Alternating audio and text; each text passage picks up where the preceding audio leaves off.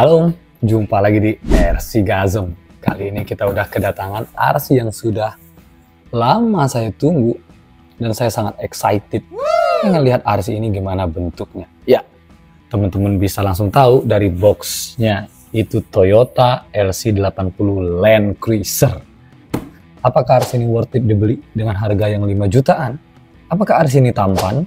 Dan apakah RC ini ramah buat pemula? Mari kita lihat sama-sama. Tapi sebelum unboxing, kita lihat dulu bagaimana box dari RC ini. Oke, untuk bagian depan dia begini saja. Dan untuk bagian samping ini saja, ya bisa dilihat cuma ada FCX 10. Dan bagian belakang ini ada beberapa features yang sebenarnya cukup menarik untuk mobil ini. Yang pertama ada solid axle. Yang kedua ada metal higher adjustable shock. Ya, jadi shocknya oil, dan kita lihat nanti bagaimana kualitas shock dari RC ini. Dan di sini ada off-road front bumper. Oke, ya, ini adalah bumpernya, katanya ada 2, dan kita dapat interior dan kita dapat quick release. Ini lumayan fitur yang cukup menarik ya. Ada quick release-nya, jadi nggak usah susah-susah obeng-obengan lagi. Dan yang kedua, ya LC80 exclusive wheel hub. Ini sepertinya gimmick. Pre-installed fenders, ya sudah terinstall fenders. Karena di FCX 10 yang Blazer itu belum ada interior ya. Jadi oke, four-link suspension dan metal gears yang disertai dengan bearing. Teman bisa lihat, ya ini license product by Toyota. So body ini license walaupun bahannya Lexan. Oke, gak usah lama-lama, mari kita gas buka RC ini. Oke om, ini dia RC-nya dan cakep. Sumpah, ini kagak kelihatan seperti Lexan, padahal Lexan loh. Pasti bisa lihat nih shocknya nih. Ya, cakep ini. Ya, ini travelnya om ya. Oke. Sebelum kita bahas RC-nya, video ini disponsori oleh Good Life, ban yang recommended untuk teman-teman pakai yang buatan Indonesia. Jadi Good Life sekarang sedang gencar-gencarnya mengembangkan ban RC off-road yang berbasis scale product. So, kita tunggu aja produk-produk berikutnya. Semoga Good Life sukses di pasaran. Karena boxnya gede, saya bukain satu-satu. Isi boxnya ada, ya, instruction ya. Instruction yang lengkap tentang bagaimana RC ini. Pertama, bumper yang biasa saja, yang nggak ada lampunya. Nah ini, kalau om beli RC ini, yang terpasang pertama adalah bumper ini. Jadi saya udah pasangin ini bumper, biar kelihatan lebih ganteng RC-nya. Oh, ada kunci untuk ban dan topi si driver. Yeah. Kayaknya ngapain lagi dia pakai topi kalau udah di dalam mobil ya. Stikernya lumayan mantep nih kayaknya nih. Oh, apa ini? Wah, nih teman-teman bisa lihat nih. Oh ya, ini waterproof ya. Ini anti klotek ini. Ini kalau kena air aman. Wah, cakep ini. Stikernya tebel loh. Oke. Dari pernak-pernik saya suka, karena saya belum pernah review FMS dan ini FMS pertama yang saya review. Teman-teman bisa langsung ngeh kalau RC ini benar-benar panjang. Untuk perbandingan, teman-teman bisa lihat beda panjangnya dengan WL TOS yang terbaru. Ini nih teman-teman. Ini bumper belakangnya udah saya samain dan panjangnya bedanya begini.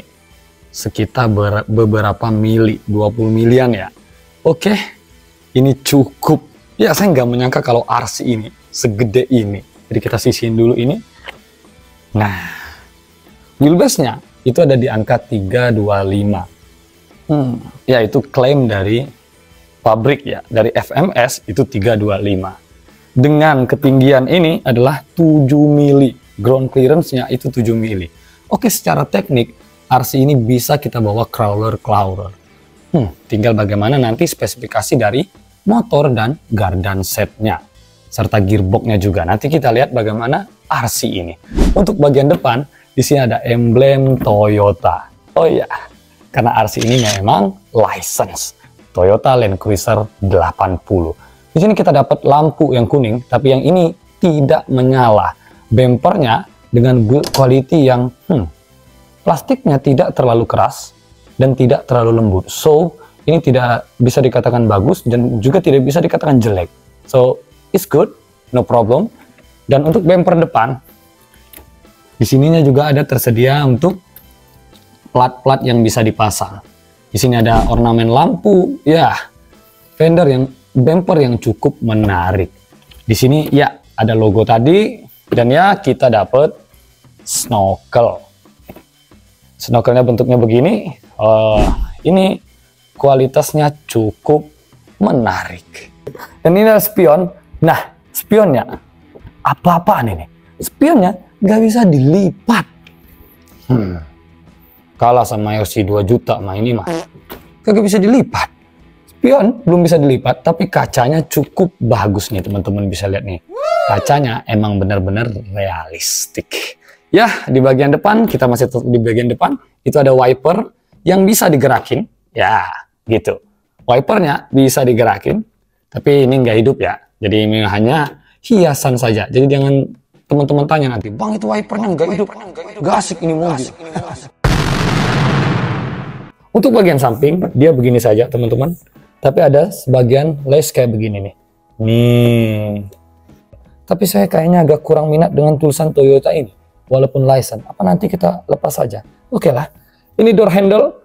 Ya, door handle-nya cukup scale. Nanti kita kasih videonya. Door handle-nya cukup scale. Nih. Dan ada stiker kuning, oranye, merah. Dan untuk bagian belakang, teman-teman bisa lihat nih. Nih. Bumper belakang cukup keras. Plastik-plastiknya cukup bagus dan ya worth it untuk di harga yang seperti ini. Ini bagian lampu ya, lampunya ini katanya hidup. Nanti kita coba aja. Di sini ada tangga. Tangganya dilengkapi dengan apa ini? Ini kayaknya tempat naruh ban serep atau apa ya? Apalah ini? Nanti kita cari tahu ini apa. Dan yang terakhir kita dapat roof rack. Roof rack-nya kualitasnya cukup keras. So, jangan takut, ini sangat bisa dibawa main.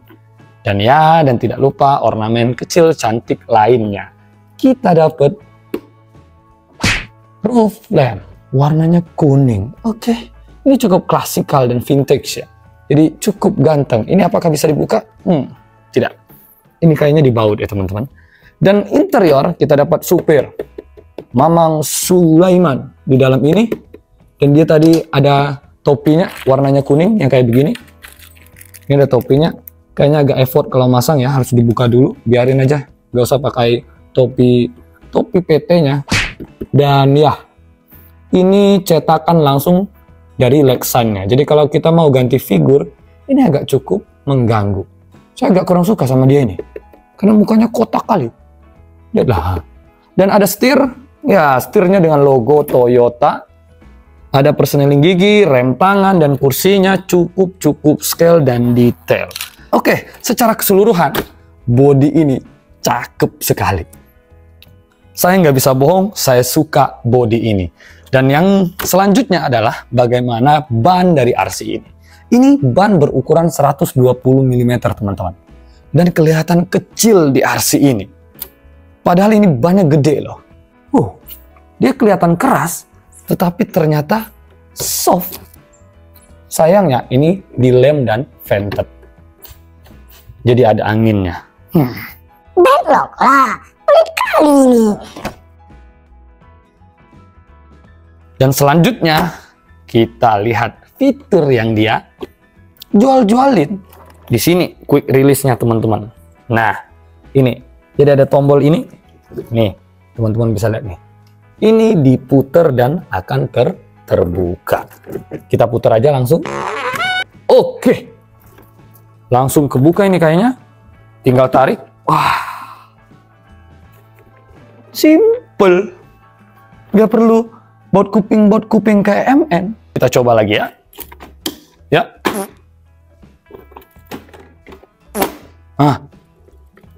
Iya. Ini simple. Dan kalau kita sedang off-road dan trail-trail, maaf para teman-teman, ini fitur yang cukup membantu. Di sini ada magnet. Magnet ini adalah untuk lampu. Jadi lampu realistiknya itu terhubung di magnet ini. So, saya nggak tahu bagaimana keluhan jika menggunakan magnet untuk lampu. Apakah ketika kena air itu akan konslet atau tidak, saya belum tahu. Atau ketika kena lumpur berpengaruh atau tidak, kita harus coba dan uji dulu unit ini. Dan ini ada modul lampunya. Oke. Untuk perkabelan, ya ini sangat-sangat rapi teman-teman. Fender depannya ini agak aneh teman-teman. Nih, lihat nih. Dia nggak simetris ya. Saya nggak tahu LC80 apakah emang begini atau tidak. Kalau teman-teman ada yang tahu bagaimana LC80 apakah fender depannya begini, boleh tinggalkan komen di kolom komen. Oke, ini dia kit dari RC ini. Feel pertama, ya RC ini terkesan ya. Terkesan dan terlihat kompeten. Dan pertama, mari kita bahas build quality dari kit ini. Untuk kit ya, nih, ini agak lembut, tetapi plastiknya lumayan agak padat. Jadi di range yang lumayan, tidak terlalu bagus dan tidak terlalu jelek. Akan tetapi side plate-nya ini memang keras teman-teman. Nah, ini side plate yang keras. Dan sasis tentunya sudah berbahan metal. Kalau nggak metal yuk, keterlaluan yuk. Nah, ini dengan ada logo FMS-nya. Memang terlihat kompeten. Dan saya suka sekali shocknya loh. Oke, di sini modul lampu yang magnet tadi. Oke, sepertinya ini sangat-sangat praktis dan kompeten. Oke, yang pertama kali saya lihat dari kit ini adalah kit ini simple sekali. Gak banyak neko-neko, kagak banyak fitur-fitur. Udah, gitu aja. Yang penting bisa jalan. Ya, coba. Feel-nya lumayan enak. Oke, mari kita bahas secara detail. Ini. Pertama, dia dilengkapi dengan motor Power Dash. Mereknya ini teman-teman ya. Bukan saya yang tambah-tambahin. Power Dash 550 brushed. Ya, masih brushed. Dan sudah dilengkapi dengan torsi yang 32T. Saya nggak tahu ini berapa slot. Karena tidak ada tulisannya di sini. Tapi sepertinya ini 5 slot. Sepertinya. Kalau ada teman-teman yang bisa koreksi, boleh tinggalkan di kolom komen. Dengan asumsi 32T, sepertinya RC ini nggak ngacir-ngacir amat. Nanti kita coba high gear-nya. Ternyata receiver dan ESC-nya itu menyatu, teman-teman. Dan ini bisa menjadi pro dan kontra. Walah, beli 5 juta kok receiver dan ESC-nya menyatu. Kalau kita mau ganti fusion ya susah lah. Harus beli remote lagi. Ada benarnya juga itu. Tapi, ya kenapa dibikin menyatu ya? Kenapa nggak dibikin terpisah? Oke. Dan di sini ada mini servo. Dan kita cuma dapat 1 mini servo di sini. Mini servo ini cuma untuk mengatur dual speed, low gear dan high gear. Ya, cuman untuk mengatur itu saja. Tetapi teman-teman bisa mengatur diferensial dan dig mode juga di RC ini dengan menambahkan mini servo dan sedikit mengubah gear gardan dari RC ini. Jadi RC ini sudah support diferensial dan dig mode, sama halnya dengan FCX 10K5 Blazer.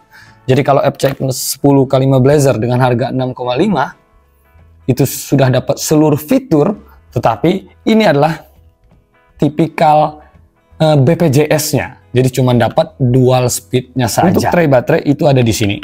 Dan ukurannya cukup. Jadi ini bisa untuk diletakkan 5200, Lipo 2S 5200 ya. Jadi ini sudah sangat cukup. Sudah. Gitu aja untuk bagian sininya. Dan ya di sini ada servo ya teman-teman. Servonya on axle. Servonya ada di gardan. So untuk teman-teman pecinta scale, malah servonya ada di gardan. Kagak enak. Servonya harusnya di sasis. Itu bisa. Tetapi ketika bodinya terpasang, ini servo kagak kelihatan. So it's aman, kecuali teman-teman kalau main mukanya sambil di bawah gitu. Ya, itu baru nggak scale. Teman-temannya juga nggak scale kalau begitu. Ya, servo ada di Excel. Tentu perhitungan servo di Excel ini adalah untuk memaksimalkan performa dari servo itu sendiri. Kelebihan servo di Excel atau di Gardan itu servonya langsung, kerjanya direct. Jadi tidak melalui link, tidak melalui panhard gitu, dia langsung. Jadi bisa responsif sekali. Servo dari RC ini berukuran 25 kg dan sudah waterproof. So, RC ini full waterproof. ISC-nya diklaim juga di buku manualnya itu sudah waterproof. So, jika teman-teman adalah orang yang nggak mau ribet, ingin RC yang simple, atau pemula yang pengen mulai main 1/10 dan ingin RC yang simple, sepertinya untuk sementara ini RC ini cukup tepat tanpa banyak gimmick-gimmick features. Gearboxnya ini di sini. Jadi gearboxnya itu sebenarnya gearbox depan ya. Ini gearbox tengah hampir ke depan. Posisinya agak lumayan tanggung gitu. Tidak saya condongin nih, dia akan lebih berat ke depan. Untuk shaft dia plastik, shaft tengahnya.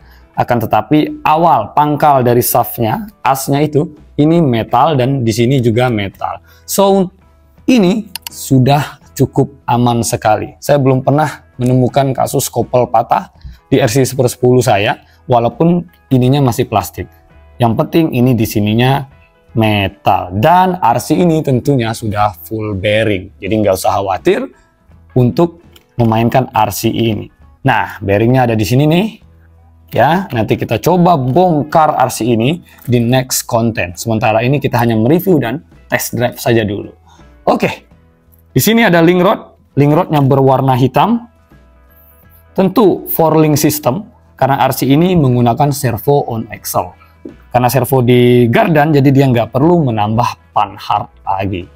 Tapi apakah itu membuat RC-nya tetap goyang-goyang? Mari kita lihat nanti ya teman-teman. Oke, mari kita lihat. Pertama adalah shock dari RC ini. Shocknya memang cakep teman-teman. Berukuran 95 mili. Jadi shock ini cukup untuk dibawa main. Sangat cukup dan layak. Nih teman-teman bisa lihat reboundnya. Ya, satisfying. Oke. Ini kalau cepat-cepat mantap nggak? Mantap, mantap, mantap. Ya, dan ketika lagi di dalam travel, itu terlihat servonya masuk ke dalam space kosong yang ada di sana. Jadi tidak ada pergerakan yang terganggu di dalam kit ini. Nah, cukup kompatibel dan kompeten. Hubnya itu sedikit mendongak ke atas. Ya, jadi ketika RC-nya belok, RC-nya itu bannya itu nggak gini atau nggak gini gitu. Jadi bannya tetap di seperti ini. Itu adalah klaim dari box. Gardan ini cukup sekali untuk dibawa main. Untuk bonggol dia tidak terlalu mengganggu. Nah, ini teman-teman bisa lihat bonggolnya cukup tidak mengganggu dan bonggolnya ada di sebelah kiri. Remote-nya itu persis FlySky, bukan persis ya. Ini FlySky 6 channel.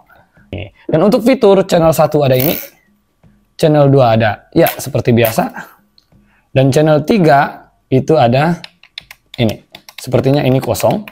Channel 4 ini dual speed, sepertinya dual speed karena saya belum coba. Channel 6 ini apa? Saya juga nggak tahu. Nanti kita coba. Untuk di sini ada pengaturan drag brake-nya. Jadi teman-teman bisa menyesuaikan drag brake apa yang ingin dipakai. Di sini ada pengaturan throttle, ada pengaturan steering. Jadi untuk meluruskan steeringnya dan untuk seberapa banyak om-om mau menggunakan belok. Seberapa banyak servonya mau berbelok. Dan ada sensitivitas trim dari throttle gasnya juga. Jadi seberapa mau sensitifnya. Oke, remote yang cukup lengkap yang dikemas dalam 6 channel ini. Kita on. Oke, sudah hidup. Sekarang kita pasang dulu body RC-nya. Apakah lampunya langsung hidup atau enggak? Oke. Oh, hidupin lampunya yang mana nih? Oke, di tombol ini teman-teman. Di channel 5, lampunya ada di channel 5, kayak tua seperti ini. Nah, oh ya, cakep betul Hah, udah kita fitin, bodinya udah dipasang dulu. Nih teman-teman lihat, sampingnya sepertinya ini aman. Lexannya tidak bakal cepet robek. Ini cukup aman teman-teman ya. Fittingnya lumayan bagus nih. Nah, cukup bagus. Sekarang kita tes throttle dari RC ini. Smooth Gak ada suaranya. Ya, bisa satu tangan ya. Jadi ini remote yang cukup kompeten. Wah, ini smooth loh teman-teman. Serius. Ini smooth. Coba kita full speed. Ini low gear full speed. Itu remnya teman-teman bisa lihat. Ya, ini bisa kita atur nanti seberapa. Dan kenapa ada lampu sen? Orang off-road mana yang hidupin sen gitu loh. Ya, tapi overall lampunya cakep ya. Lampu depannya, lampu utamanya itu kuning. Dan ininya kuning. Ya, tapi kalau diatur, dia nggak bisa. Maksudnya kita mau hidupin roof lamp-nya aja, nggak bisa. Ini satu modul sepertinya. Oke, ini cukup lumayan bagus. Oke, untuk mengganti speed. Oh, itu mini servonya. Sangar kali bunyinya teman-teman. Ini low, high kah? Oh, ini low ya. Ini low. Sekarang kita coba high.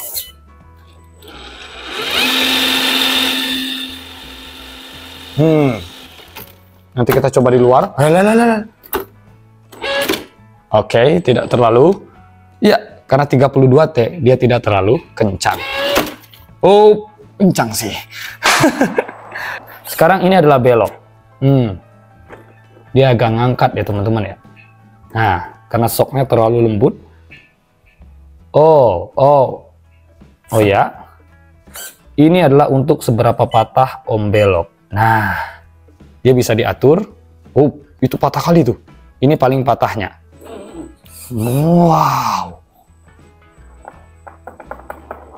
Sampai kena itu teman-teman. Sampai kena. Wah. Oke, jangan terlalu patah. Kasihan servonya. Kita atur lagi. Jadi RC ini memang simple sekali. Simple dengan harga yang cukup tidak simple. Ya, di 5 jutaan, 4,8, 5 jutaan, RC ini cukup lumayan mahal. Karena kita nggak dapat fitur-fitur lainnya. Layaknya RGT yang kita udah dapat dig mode, udah dapat dual speed, walaupun dual speednya bermasalah. Tapi saya nggak tahu juga dual speed dari FMS ini apakah bermasalah juga atau tidak. So, mari kita coba RC ini. Sekarang kita lihat torsinya. Mantap. Iya, ini mantap teman-teman. Ini mantap. Oh iya, bannya sepertinya terlalu gede ya. Sepertinya kalau kita kurangi bannya ke 110, RC ini jadi lebih scale. Kita coba lagi. Smooth. Ya, bannya kegedean. Atau teman-teman bisa adjust ketinggian dari shocknya. Tapi RC-nya nggak kelihatan ganteng. Oke.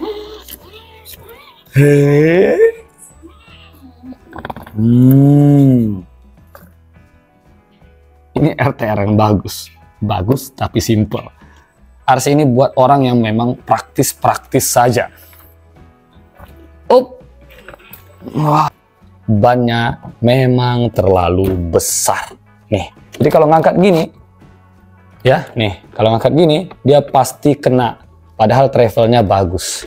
Ada baiknya kita ganti ke ban 110 atau 109. Ya, biar RC ini kelihatan scale. Oke, nggak usah lama-lama lagi. Mari kita test drive RC ini. Oke, kita langsung saja tes crawling RC ini. Tetapi sebelum teman-teman menikmati test drive yang tipis-tipis ini, karena kita akan serius di part berikutnya, teman-teman boleh subscribe teman kita Om Ewa Project. Di sana banyak tips dan trik bagaimana untuk merawat RC dan mengupgrade RC. See you on the next one. Goodbye. Jangan lupa di subscribe, like, dan komennya ya. Thanks.